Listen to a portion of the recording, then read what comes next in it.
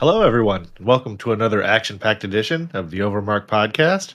We're your hosts, Dave and TJ. Today, we're going to be talking to you about AEW Dynamite and Collision from June 25th and 26th. And, we'll have a little bit of news. Don't forget to follow all of our socials at OverMark ENT. Like, comment, and subscribe on our videos. I hate to ask you to do it. Everybody that does this stuff hates to ask you to do it, but it's how we give the elbow drop to old algorithm and defeat him, dude. So help us out. And we're going to jump right into it. We got AEW Dynamite. It had an attendance of 2,370, was set up for 2,658, 288 available tickets. At the, this is either Accesso or Accesso Showwear Center in Kent, Washington. This is a back-to-back taping. How do you think you say that, TJ? I don't know. It sounds like some kind of Harry Potter spell or something. Accessio? Yeah. yeah. I didn't think of that. That's hilarious. And before we get into the actual show, we got a little bit of the ratings information, and the source on this is WrestleNomics. It works the same place everybody else gets it. Says that this week's episode of AEW Dynamite on TBS drew 613,000 viewers, scored a 0.15 rating in the 18 to 49 demo. They're down from last week's Grand Slam Mexico special, which had 736,000 and a 0.21 demo rating. It still was ranked number 5 on cable for the night, though. So, it's... How many shows are on cable that night, though, I guess now? There's still a lot of cable channels, right? I don't know. I haven't had cable for a long time. It's all the same exact shit almost. Just different shows. It's all it is. I remember when they first popped up, they were like number 1 or number 2 for like the first 2, almost 3 years that they were around. But now they rarely get number 1 or number 2. The honeymoon's over. I guess number 5's not bad. I'm just saying they used to get better. Top 5 good. Well, sometimes the show is number 2, so, Oh, wow. There's that. Well, yeah. So we'll jump into this opening segment. I'll talk to you about it, and TJ will tell you what he thought about it, and then we'll move on.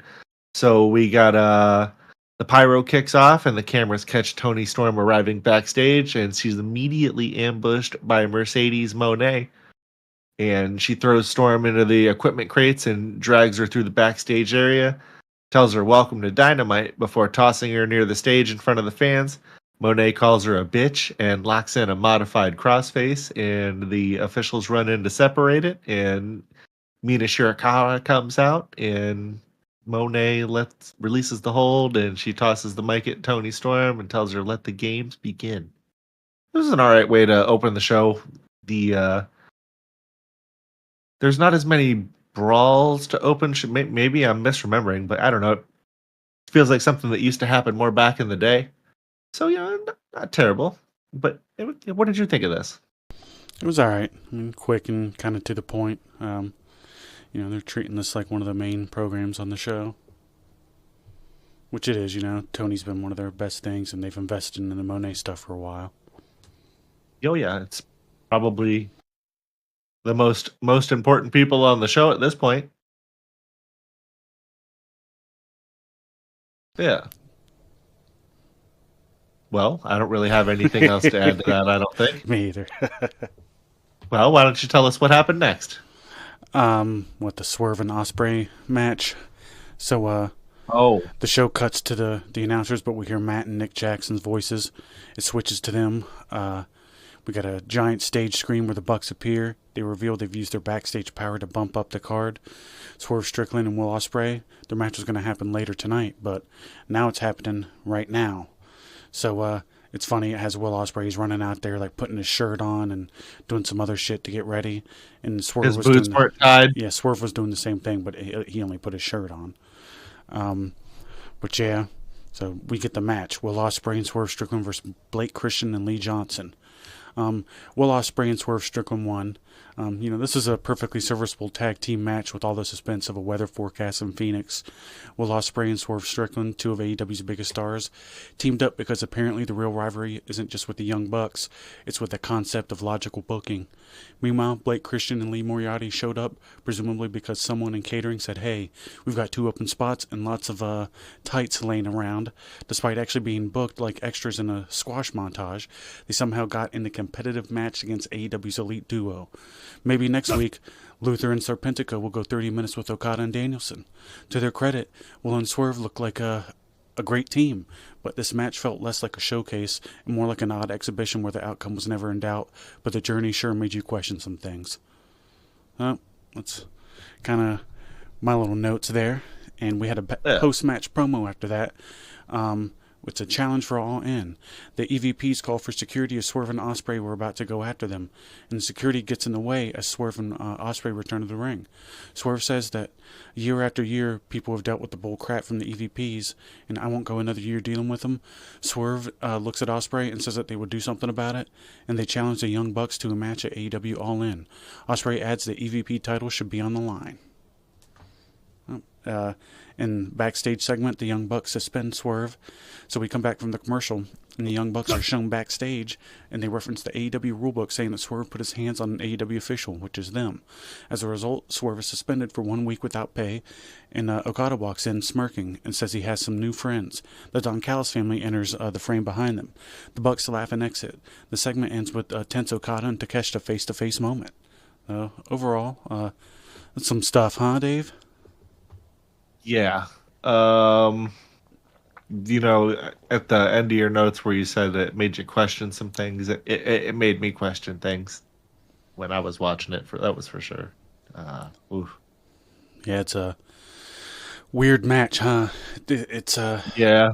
It's like, why are you going to have like 2 of your top guys have a competitive match? It didn't go as long as these usually do, but really get any offense on your top guys. These guys are literally booked like complete jokes. They never win anything, and I'm not saying the talent isn't there, and I'm not saying that they can't have a good match, but you need to show the obvious levels between your talent, and they should have fucked these guys up. It should have been a showcase, nothing more. Right. Yes, they should have definitely squashed them.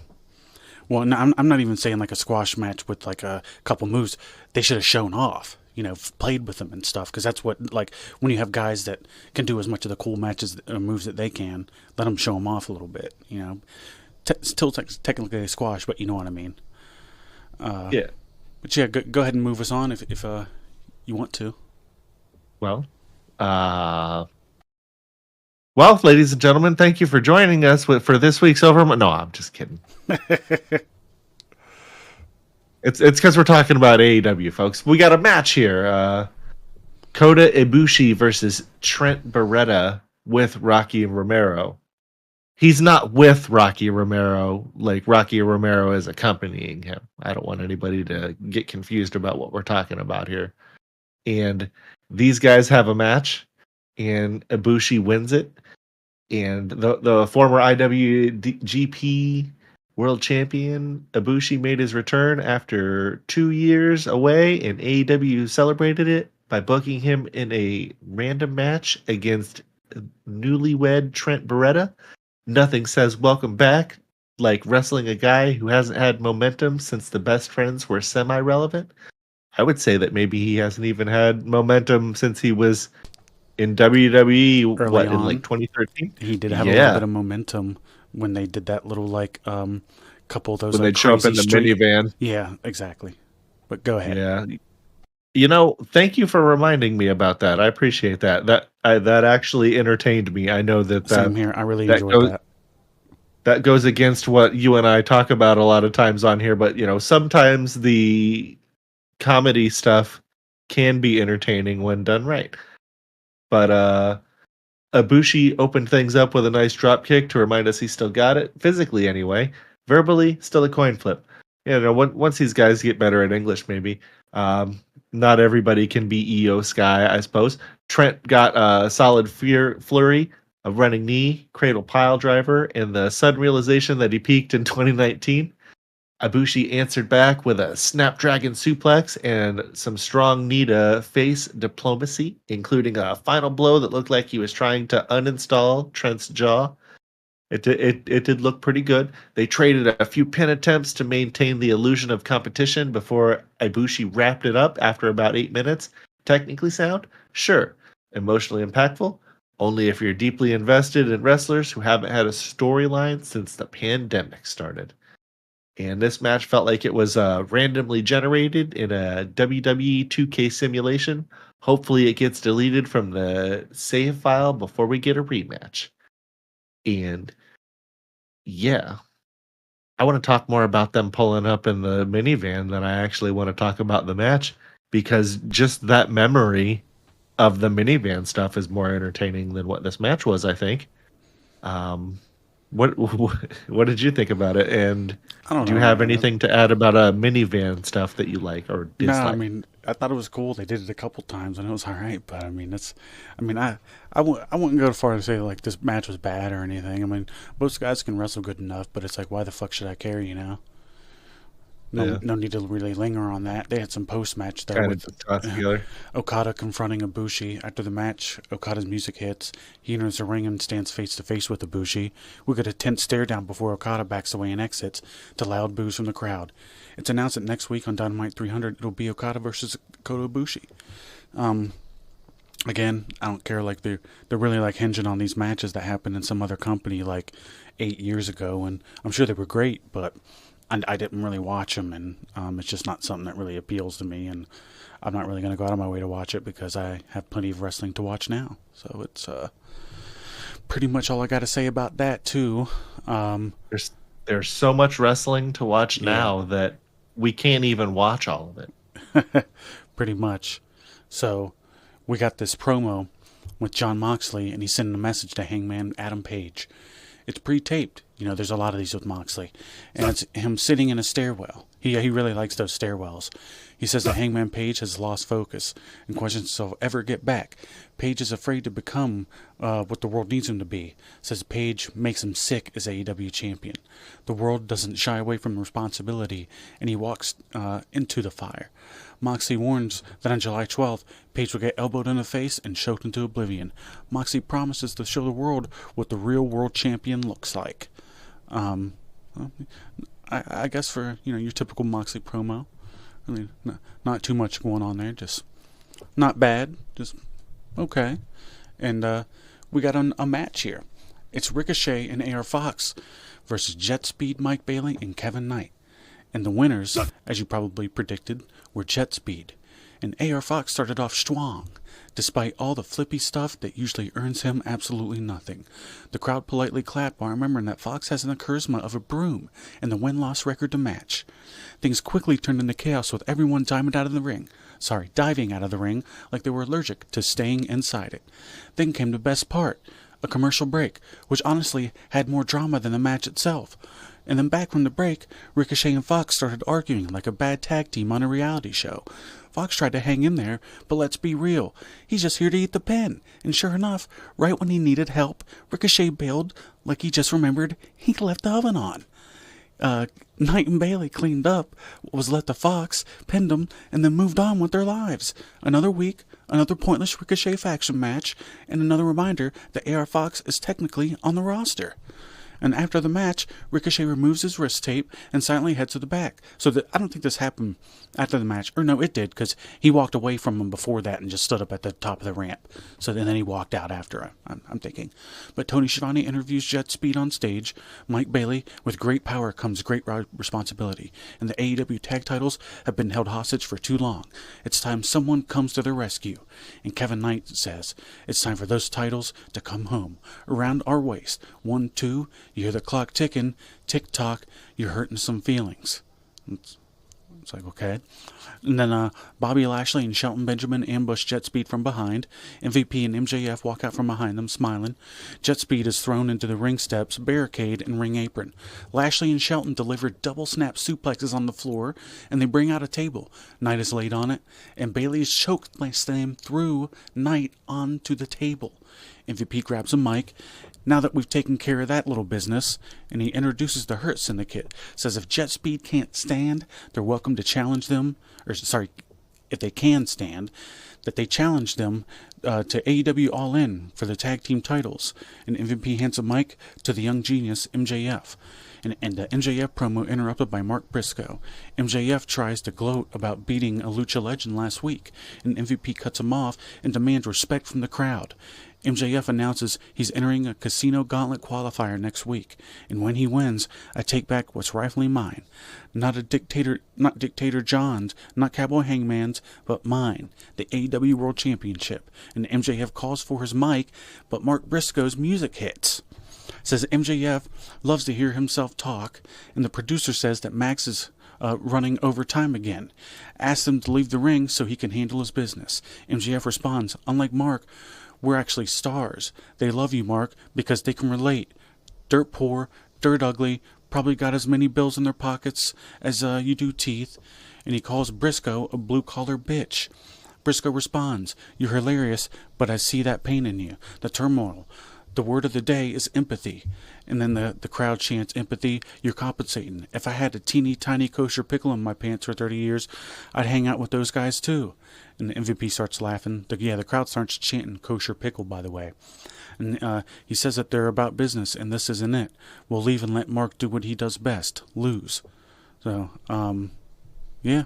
What'd you think about all that, Dave? From the match to them beating up Jet Speed to MJF and Briscoe.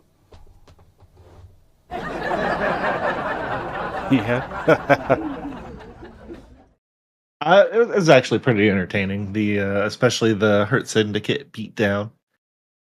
It's good that they're presenting those guys like stars. And I think when we were watching it, because it's been a few days, that we commented on that Shelton Benjamin looks like a giant out there. And, when he was in his original run in WWE, he was like an average size guy, or maybe even looked like a little bit smaller. He's huge over here. Yeah. He looks fucking massive. Yeah. He's fucking huge. But, if you don't have anything else to add to that, just what'd you think? Was it a decent match? Or was it just, oh, yeah. I honestly can do without Jet Speed, but the match itself was. Yeah, this is the same thing that we always run into with AEW. That the matches are good. It's not like to care. Right. They could slow down. I could say that about probably every match on the card. Let these high impact moves that look brutal. Sell that they're brutal, like you just took a big move, lay there for an extra second or two. You don't just instantly pop up and start. But I mean, that makes me sound like an old wrestling guy or whatever. But it's how am I supposed to think that you're legitimately fucking each other up if none of these moves actually matter and it just looks like a choreographed dance recital? I don't know. Yeah. I like the beatdown afterwards. I thought that was pretty good. They really laid it in on him.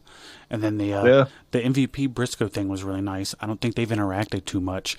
And Briscoe can talk on the mic, so I enjoyed it. I thought it was cool. Yeah. It's good that they're trying to do something with Briscoe, it seems. He, all of the things that you said, but he just... It seems like he kind of just flounders wherever, he has a ceiling, is what I'm saying. They only let him win so much and get so far. I don't see him ever winning the world championship. I'm sure that he could. Maybe a mid-card one. Yeah, the unified whatever that title is going to be called.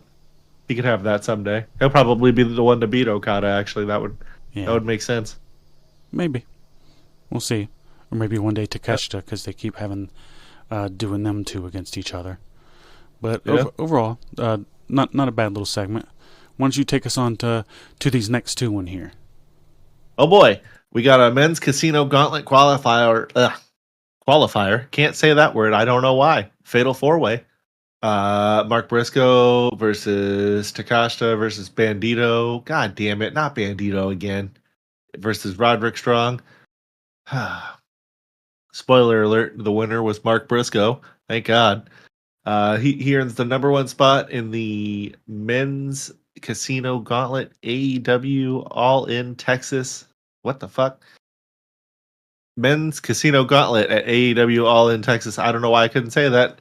He gets the number one spot for the gauntlet match, which is basically a fancy way of saying you get to lose first, but dramatically. Bandito's the Ring of Honor champion, aka the king of the show nobody watches. Takasha's incredible, but hasn't done anything meaningful since 2023.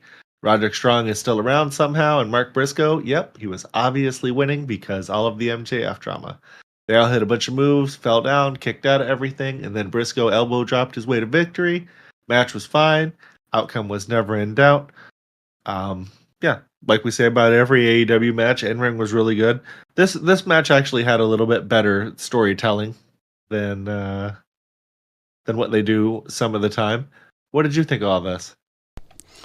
The four-way here, or sorry, the Briscoe, Takeshita, Bandito, Strong. Yes, sir.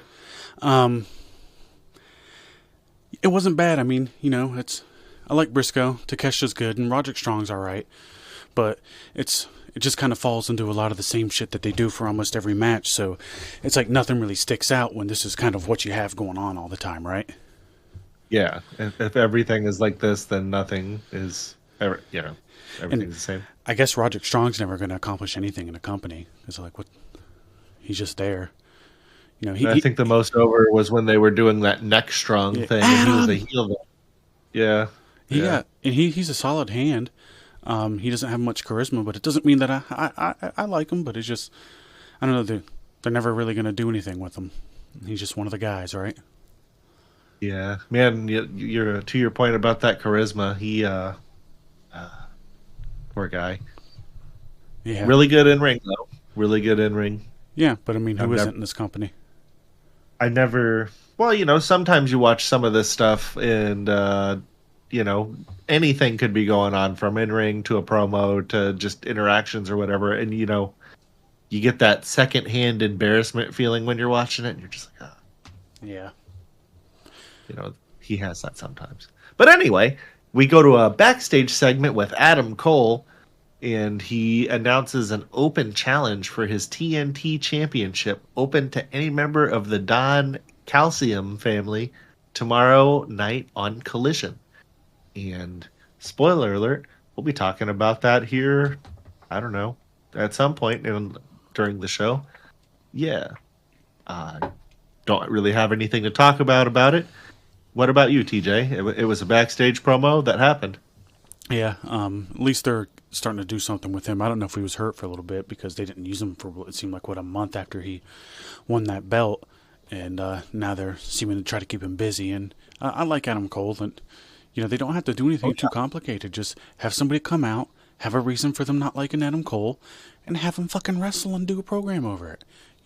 That's literally all you need to fucking do. And then the person at the end can win, or lose, and it's no big deal. And if the program's good, everybody will come out better on the other end. But it's nothing too complicated to do. You don't have to skirt a guy along and just have him not do anything for fucking ever. But yeah. Anyways, we have this women's casino gauntlet qualifier four-way here. Athena versus Willow versus Thunder Rosa versus Chris Statlander. Chris Statlander ended up winning this match, and they got a number one spot in the women's casino gauntlet. Who cares, I guess. Athena is still the ROH Women's Champion. Not that you know it unless you have got Honor Club and a magnifying glass. Thunder Rosa is still around, looking for a storyline. Willow and Chris are great, so naturally they took turns laying outside of the ring while all the chaos happened inside. We got the usual Tower of Doom spot, same one NXT did the night before, because originality is for cowards, I guess. Wheeler Yuta randomly showed up, got pounded, and Chris took advantage to win. Cool. Another ROH champ loses on AEW, and somehow Chris Statlander might join a biker gang now. Wrestling, right? So Statlander earns the number one spot in the Women's Casino Gauntlet at All in Texas. So what'd you think? It was a serviceable fatal four-way. I wasn't offended by anything that I saw here. I can't remember who took the pin. Can you? No. I barely remember that the match happened. Yeah, I'm trying to think here for a second. I think it was Willow Nightingale. Okay, I was gonna say you probably don't want to have Athena taking the No, pin. You know. no, I don't think she did. Good. Well, they probably did the right thing then. And I don't know. I keep saying not much of anything about these matches, but other than They're all that, the they were same. good in ring. But yeah, There's no exactly. reason to care. It's hard to not say the same thing about them because exactly why TJ just said they're all basically the same. A lot of these matches contain the same spots, and it's like these people don't talk to each other and say, "Hey, what are you doing? What are you doing in your match tonight? X, Y, and Z. We'll make sure that we all get our shit in, but that we're not all also doing the same shit, so that there's a little bit of variety. And Nope, they're all doing when the same something shit. happens, right? When it happens, one time in the night, the crowd's hotter for it than if every match it happens. 100%. Yeah. We can But move on from that one if you want. we sure can. And oh boy, we got the Hangman Adam Page versus the Beast Mortos, and I don't know what the fuck's going on here. But of course, as everybody foresaw, I assume, the clear winner was going to be Hangman Adam Page. Not sure why the Beast Mortos is in the main event, but hey, dating Mercedes Moné apparently gets you airtime and a free shot at Hangman. Kidding, kinda. They wrestled a perfectly fine match that no one asked for. Mortos got in some offense, but Page ended it with the usual Poison Rana, Lariat, Buckshot goodnight. Classic warm-up match before the real show energy. Then the lights went out and some spooky elite drama. The Bucks attacked Page. Moxley showed up with his Home Depot chain. Everybody else ran in for the go-home brawl checklist. AEW hyped this match up like it was WrestleMania. It was more like Rampage on a Tuesday. And man, I hope with these matches that they have the right people win at this pay-per-view, because the people are already, fairly checked out with a lot of this shit with Moxley and the Bucks. 2 weeks into WrestleMania 17, we're going to have Austin, and he's going to wrestle D'Lo Brown. No, he's not even going to wrestle D'Lo Brown. Who would be the equivalent to that?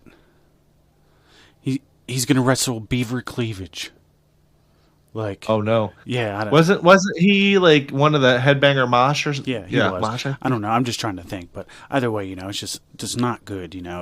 This isn't how you highlight the main guy on your show, and it's just kind of strange. I'm not saying either one of them is bad, but it's just kind of questionable. You need to build up to a show throughout.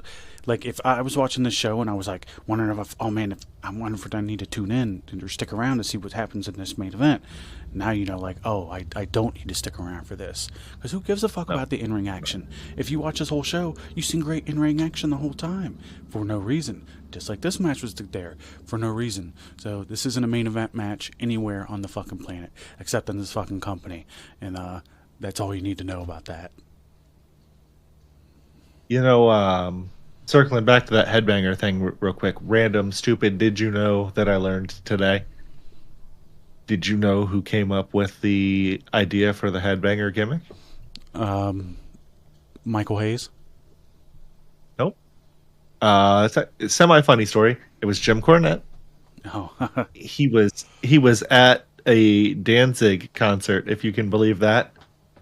And he was talking about seeing that there's a bunch of guys in like dresses or something, like slam dancing in the pit and things of those natures. And he's telling this to the Headbanger guys, and they were already fans of rock and metal and had been to concerts, so they know exactly what he's talking about. And they were talking about the guys from the opening act had all this makeup on and stuff like that, so that kind of inspired the Headbangers style eye makeup. And you know who the opening act was?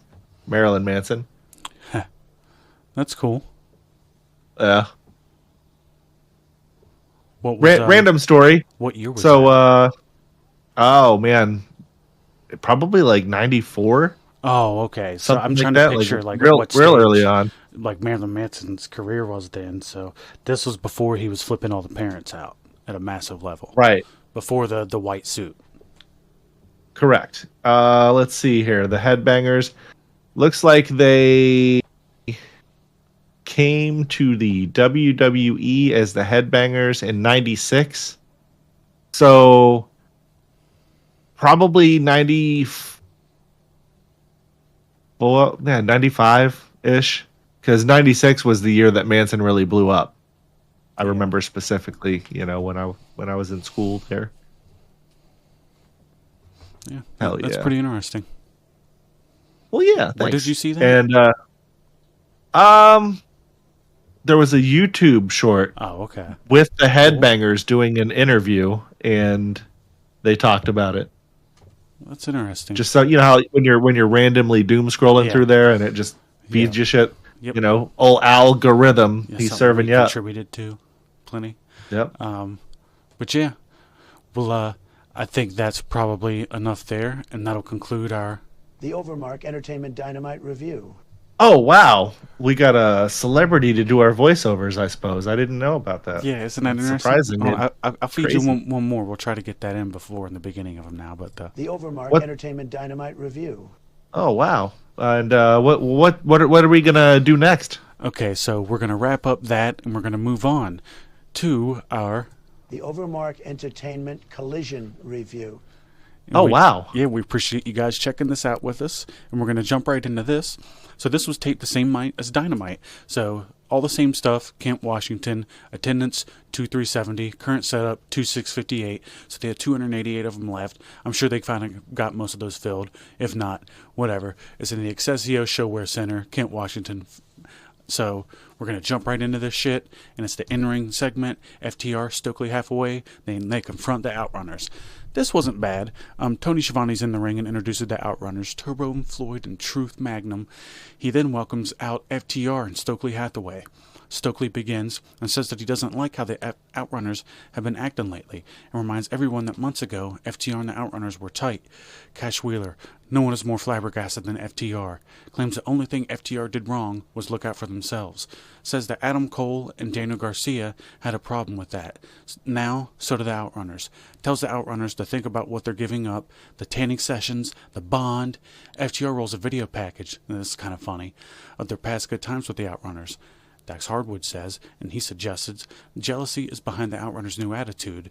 Reminds them that they had a shot at the AEW World Tag Team titles and embarrassed themselves. Dax says the people think you're a joke, and the people never cared about you. Yeah, the crowd chants at the Outrunners. Dax snaps, "It's my time to talk." And he warns them that the fans turned on us and that they'll turn on you too. Dax says, "You'll never be FTR good," and then they exit the ring. Truth Magnum says that they might not be everyone's cup of tea, but you gotta have fun sometimes, and looks into the crowd and says, "Just look at all these Outrunner shirts." Turbo Floyd says, "Our biggest mistake was believing in FTR," and says that FTR dumped him the moment something better came along. "We were put on this earth to entertain." And as FTR and Stokely head back to the ring, the Outrunners challenge him to a match. Stokely Hathaway, "We don't fight for free," but then officially accepts the challenge for next week's Collision 100 in Ontario. Not like I said, wasn't bad. I know you don't really have much to complain about there. Hey, FTR's good on the mic. Their heel work's decent. He says that they dumped him? Were they like yeah, I think they were. Oh wow. So there's like this is personal because they on account of the whole dumping. Well, I think they're Oh wow. Yeah. I was actually, believe it or not, that was actually a different dumping than I was thinking of, like the Vince McMahon kind. Oh, okay. So either way, they're not great dumping. Nobody likes to be dumped either way. Yeah, and we'll move on from the dumping. Yeah, because we're not fecal files. And we had a match with Christian and Nick Wayne versus Big Bill and Brian Keith. Oh boy. And the match kicked off with Wayne slapping Keith like he just insulted his mom's cooking. Keith responded with a chop that probably rearranged Wayne's spine. Then Big Bill and Christian Cage tagged in. Christian immediately looked like he wanted no part of that smoke and tagged back out faster than a guy dodging a group project. Big Bill ragdolled people, including press slamming Wayne onto his own team, because why not hurt your friends for entertainment? Keith hit a giant dive to the outside, and we hit a commercial just in time to miss most of the good stuff. That makes sense. They always do good timing on these things. And back from the break, somehow Wayne and Cage were in control. We don't know how. Like we said, it was the commercial. And wrestling logic, don't ask. Cage tried to hit his classic kill switch, but instead got his brain scrambled in a headbutt collision. Bill got the hot tag and went full rampage mode, launching dudes, splashing corners, big boots everywhere. It was like someone hit beast mode in a video game. Then the chaos began. Kip Saban got yeeted over the barricade. Mother Wayne hopped on the apron to yell at somebody. Big Bill managed to knock himself out on a ring post. Keith almost had it won, but Cage speared him into next week, and Wayne hit a kick to steal the win. Basically, everyone got beat up. Mother Wayne got involved. Wayne won thanks to the chaos and backup. Classic AEW, winners by pinfall. Nick Wayne and Christian Cage. And that happened. Wasn't a bad match. I like the story that they're telling with Nick Wayne and Christian Cage. I don't know if they're going to actually have them win the tag titles or not, but I could see it maybe going that way eventually. What did you think of this match? I think you covered that probably as well as it possibly could have been. It wasn't bad. I like the Christian Cage stuff, and apparently they were going to do move on to Christian and Edge working together here soon, but Christian Cage asked to finish the Wayne storyline first, because he's been doing it for a while, so good on him, and I know he probably likes this kid and wants to get him over, but nothing to complain about here. Christian's great. Yeah, they're doing a really good job with this. This is one of the bright points. That's why we're covering it a bit more than some other stuff. Hopefully the ratings reflect that. They won't. Well, so I swear that I saw this Collision fucking rating review somewhere, but maybe it was last week's. But I remember people like seeing them somewhere, and somebody being like, "Oh, well, it was on a different day, so I mean, you can't expect it to be as good." But we'll talk about that shit later. But we can go ahead and jump into the next one if you want. I'll lead us in. Yeah, please. So we got Josh Alexander, and he's backstage and says that he gets to free Adam Cole of the burden of being a fighting champion. Paragon and the Don Callis family are no strangers to each other, and Cole issued an open challenge, and Alexander is the one to answer it. Cole has a bad ankle, so he's not walking out tonight with the championship. He won't walk out tonight at all. Nice. We see Christian Cage and Nick Wayne walking backstage. Christian says he couldn't be prouder of Nick Wayne. MVP shows up and he's impressed. He heard what Cage said about being the first father-son tag team champions. Coming from Cage, one of the greatest tag team champions in history, that brings gravitas. But as talented as Wayne is, he's still a kid. MVP warns him not to do this to himself, and Cage wonders if he's trying to convince himself. Cage says he's learned to never trust a criminal. He wasn't even a good criminal because he got caught. Damn. Cage says that he runs AEW, and if he wants those tag titles, he'll take them. MVP wants to say good luck because they'll need it. We didn't want to say it, he did say it. But, not bad. I don't know about Josh Alexander. I mean, that's cool that I guess he's going to end up accept the fucking challenge against Cole. But, the MVP stuff was cool, seeing his little interaction with Christian. Yeah, that's going to be quality stuff moving forward from all of those guys. They all know what they're doing. Yep, for sure. Because again, that's the direction that they're moving in. Them two going against them, or against the Hurt Syndicate. So let's go ahead and move on to the next one here. You can go ahead and take us into this wonderful match between Brody King and Templario versus Hetachero and Rocky Romero.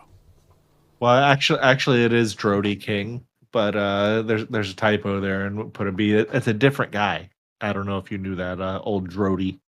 Oh, damn! But the Templario and Drody teamed up for reasons no one understands, probably because someone spun a wheel backstage, labeled Random Luchador of the Week, which would make sense for AEW, and. What the fuck? How do you say that guy's name? Hetachero. Wow. Super White Guy Dave there. Hechichiro and Rocky Romero were their unlucky opponents. Hechichiro tried. Rocky showed up.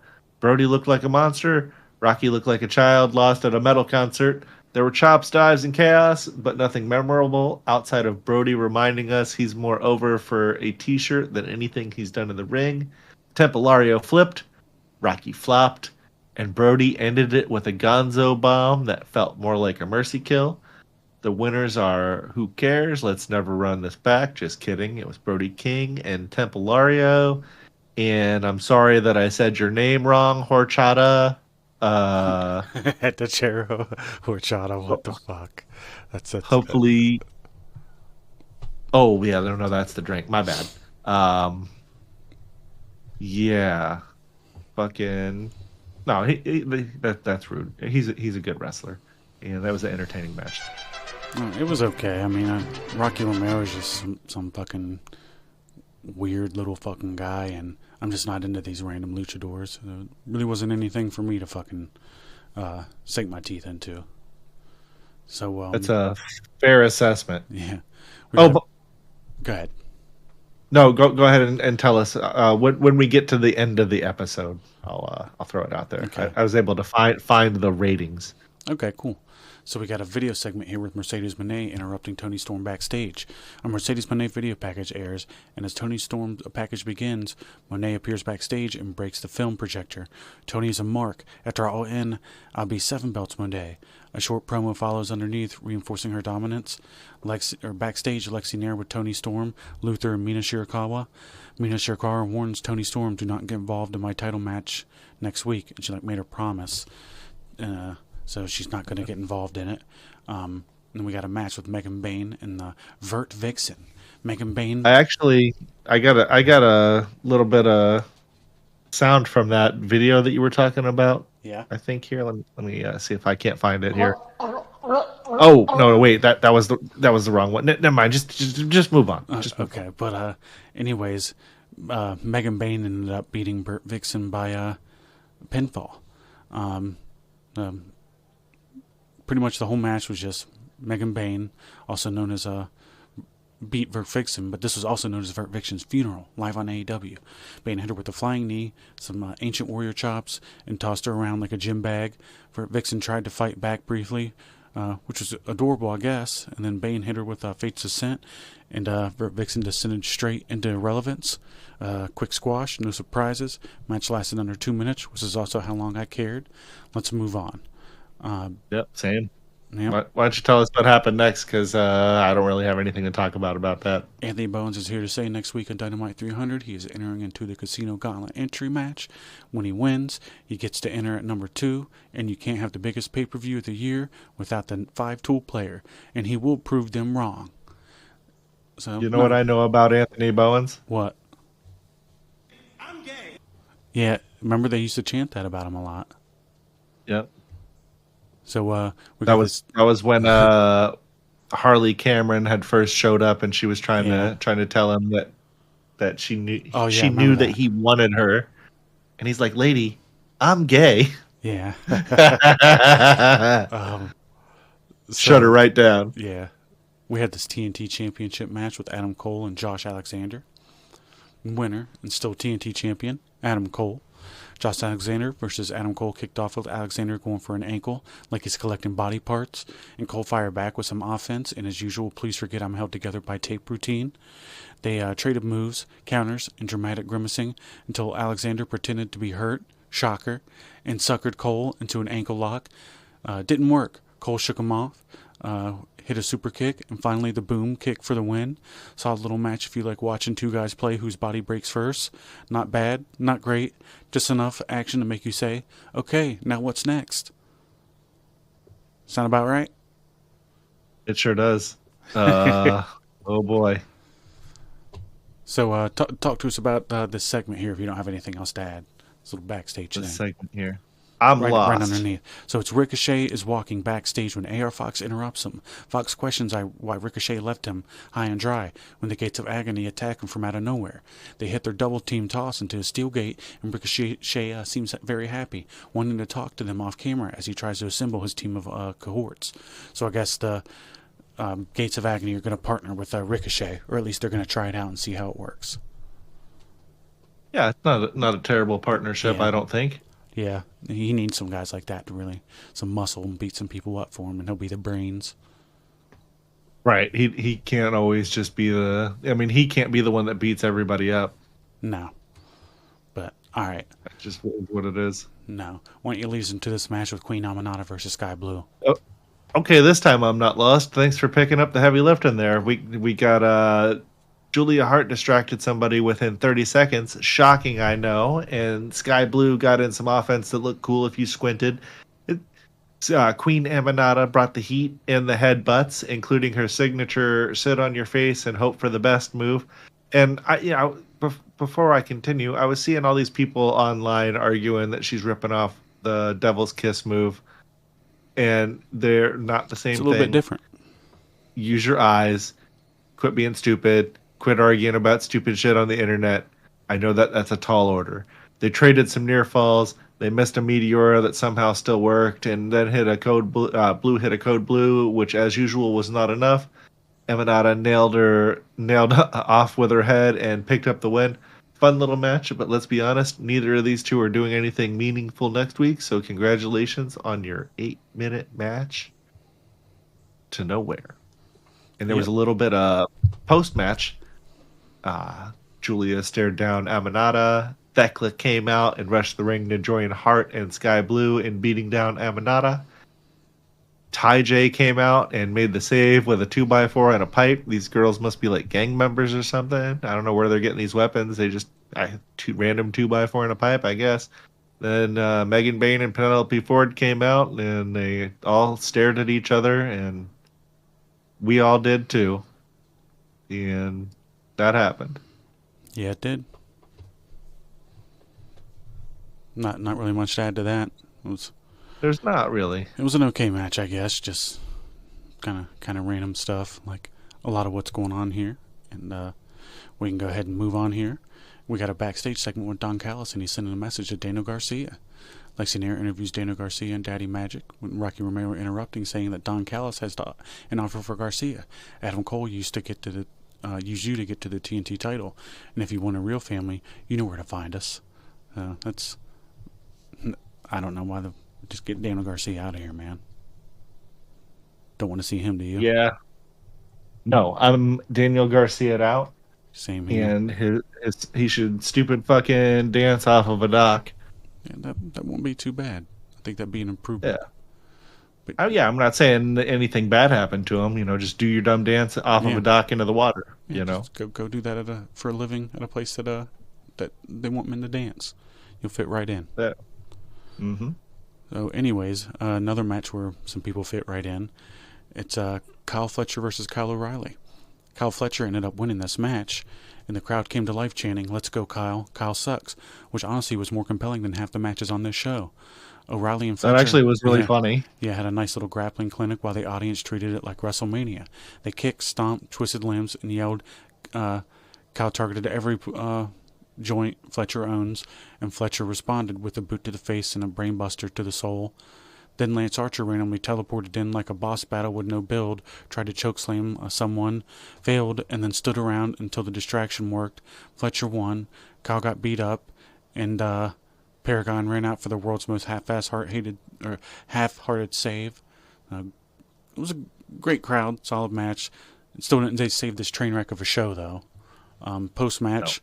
brawl and save. Lance Archer and Kyle Fletcher attack Kyle O'Reilly post-match. Adam Cole's music hits. He runs out with Roderick Strong and Garcia. The trio make the save, clearing the ring. And that's the show. What'd you think, Dave? Well, I actually fell asleep and had to rewatch this. And fell asleep rewatching it, and then had to rewatch it to finish it. But I thought that it was a decent enough ending. It wasn't insulting or terrible, but it was what it was. And I guess it furthered some kind of story a little bit. I don't know. But that's really it for that. And real quick, before we move on to the next segment, we got the the Collision ratings here. I got them up in front of me. They had 285,000 viewers according to WrestleNomics. For whatever reason, this wasn't on the usual page on there. It was at a different spot. They had a 0.08 18 to 49 rating.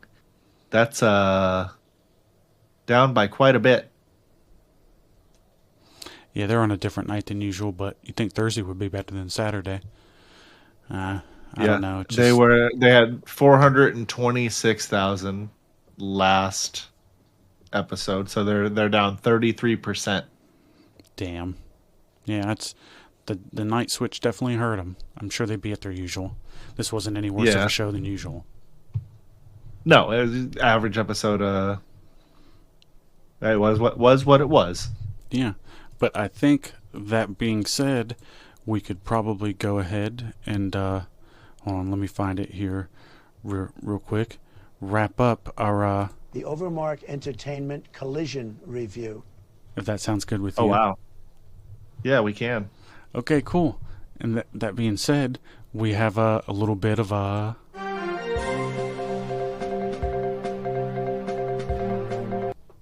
we got some breaking news here. Yeah.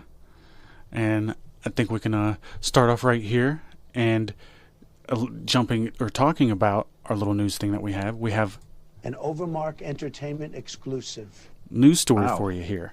Right, Dave? We do actually. And speaking of breaking, it sounds like something might have broke during this news segment. So why don't you tell us what happened here? So, starting off, we got the WWE SmackDown Blackout in Saudi Arabia. WWE's June 27th SmackDown from the Kingdom Arena in Riyadh was disrupted by a 30-minute power outage. The international feed went dark, impacting viewers around the world. PW Insider confirmed that the issue was due to a venue-wide power failure, not Netflix or streaming related. They lost all power, including the control room and the gorilla position. It originated at the actual venue. Randy Orton kept the crowd alive. During the Blackout, Randy Orton kept the live audience entertained. He yeeted with the crowd while his entrance music played repeatedly over the arena speakers. Cody Rhodes versus Carmelo Hayes. About 25 minutes into the outage, Cody Rhodes entered the ring to engage with the crowd. Carmelo Hayes interrupted, leading to an unexpected confrontation. Rhodes laid out Hayes with the crossroads to pop the Saudi crowd. When the feed was restored, Michael Cole and Wade Barrett issued an on-air apology. You're good for the disruption. So, nothing too bad there. That'll. I've actually got some audio of what caused the power outage. What was it? Oh wow, it ended up hitting it, huh? Right. That's nuts. Yeah.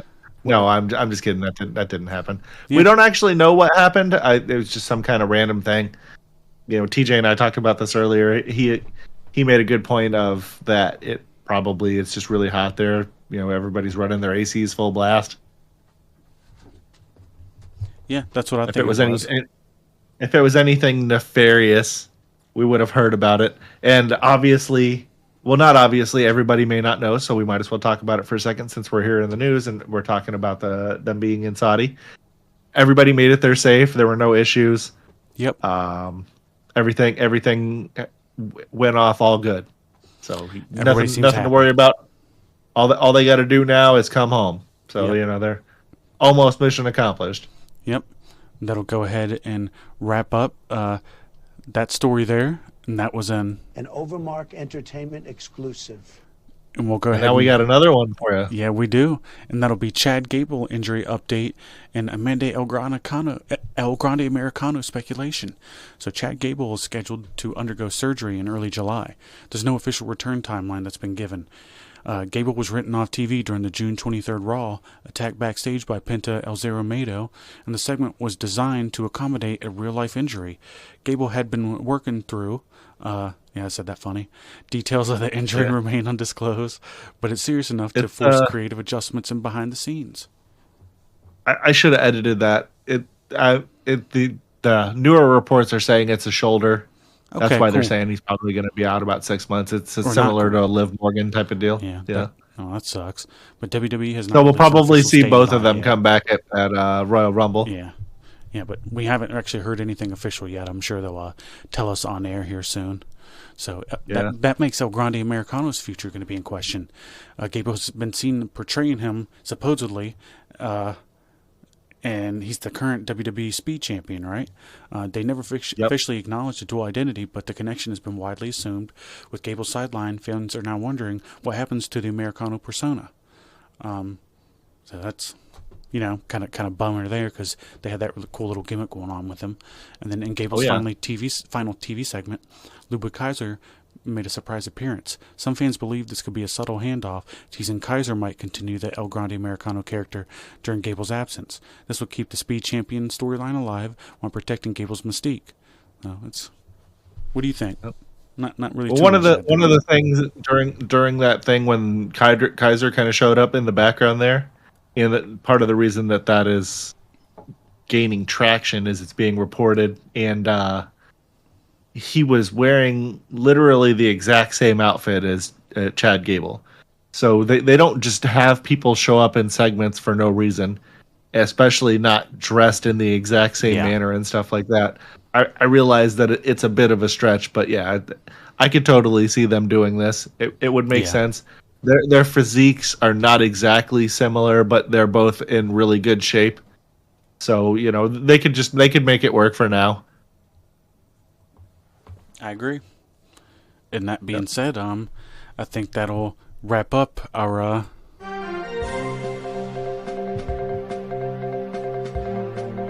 breaking our breaking news segment there, and we had two. An OverMark Entertainment exclusive for you there.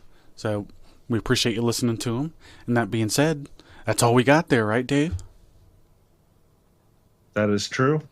So we'll talk about what's coming next. And that's going to be our episode of SmackDown and Night of Champions that I think we're going to have to you here pretty soon. And we're going to have a shout out to our social medias like we always do at OverMark ENT. I'm sure you know what the fuck they are. And that being said, we appreciate you. Thanks for listening. Thanks for liking, subbing, whatever the fuck you did to help us out. We appreciate all that. I know Dave does too, and I'm going to sign off and say goodnight. Yeah, Dave. we do. Thanks for everything this week, TJ. I know it was real hot real hot, TJ. It was real hot this week, TJ. Yeah, I know we were both dying, especially you, Ed. Just thanks for everything you do. Oh no, I fucking appreciate you too. We didn't really talk about that too much. I did want to talk about it. We usually have the Dynamite stuff out like the next day, but it was just they changed their schedule with Collision the night after, and it was a lot. I'm doing the roof and stuff, and I've just been out in the sun a lot, and it's fucking killer. And it was nice to just kind of take a break too, to not have to push this and sound completely dead on the podcast for you. And like we said, we appreciate you and appreciate you too, Dave. And we'll be talking right after this, and we'll have this video up here pretty soon, so that people can listen. And like we said, we thank you, and we hope you guys have a good night, day, whatever time it is. And we're getting on out of here.